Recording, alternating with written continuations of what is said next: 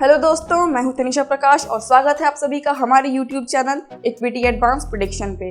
तो आज हम बात करेंगे LIC IPO fundamentals and competition analysis के बारे में। इंडियन लाइफ इंश्योरेंस सेक्टर में LIC एक डोमिनेंट प्लेयर है with a market share of 66% of overall premiums. 1956 में एस्टैब्लिश्ड LIC इंडिया की सबसे बड़ी एसेट मैनेजमेंट कंपनी है। हालांकि अभी तक LIC 100% गवर्नमेंट कंट्रोल में थी, लेकिन अब ऑफर फॉर सेल OFS में इसका 3.5% स्टेक इन्वेस्टर्स के लिए अवेलेबल है। इंटरेस्टिंगली, हम में से कई लोग इस LIC का शेयर होल्डर बनना चाहते हैं और इसीलिए आज हम आपके सामने लाए हैं LIC IPO का complete fundamentals and competition analysis, ताकि इन्वेस्ट करने से पहले सभी इंपॉर्टेंट नंबर्स आपके सामने रहें। तो चलिए देखते हैं वन बाय वन। उससे पहले अगर आप चाहते हैं देश के नंबर 1 फुल सर्विस ब्रोकर जो अभी एक फुल्ली फंक्शनल फिनटेक कंपनी में ट्रांसफॉर्म हो चुकी है, मतलब एंजल वन के साथ आपका डीमैट अकाउंट आज ही ओपन करें और बेस्ट फैसिलिटीज पाएं। डिस्क्रिप्शन में दिए गए लिंक को क्लिक कीजिए और अपना फ्री डीमैट अकाउंट आज ही ओपन कीजिए। सबसे पहले हम देखेंगे LIC के फाइनेंशियल्स। LIC का एम्बेडेड वैल्यू 956 बिलियन से बढ़कर 5.4 ट्रिलियन हो गया है सितंबर 2021 में।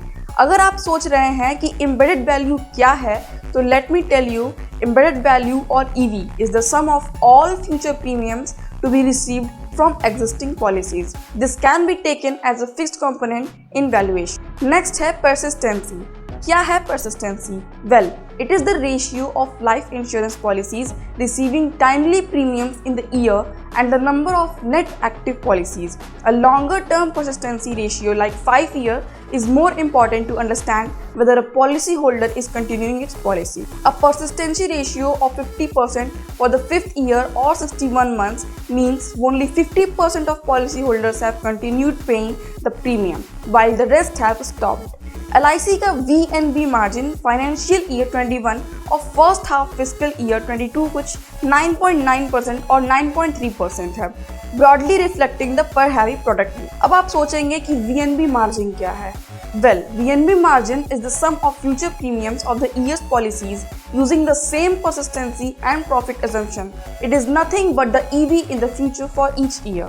As per DRHP, in a scenario of 10% surplus sharing in par products, LIC's financial year 21 VNB margin could expand to 12.3% ceteris paribus. This compares to a 25% to 26% comparable margin for listed industry peers. Lastly, annual premium equivalent APE is a measure used for comparison of life insurance revenue by normalizing the policy premiums into the equivalent of regular annual payments.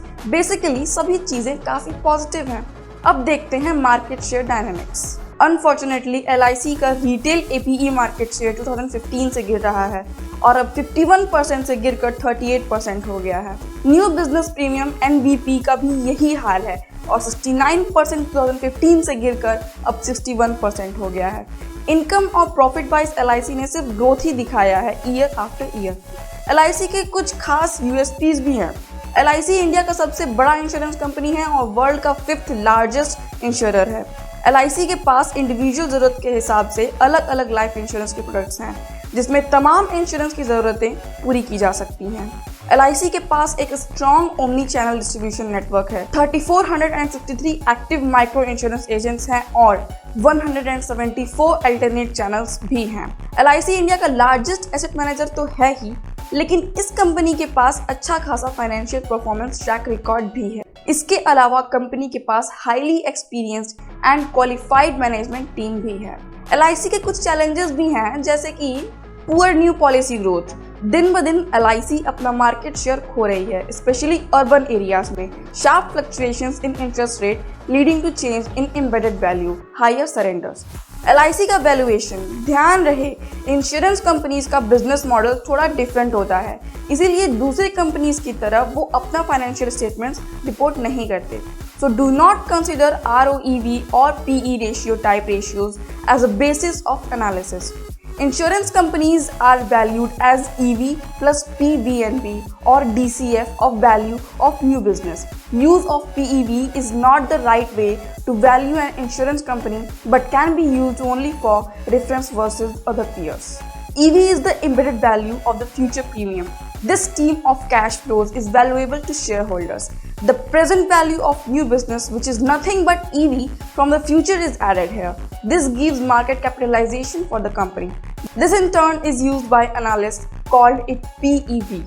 LIC is expected to list of a valuation of 1.1x embedded value, which is at a significant discount to its listed peers.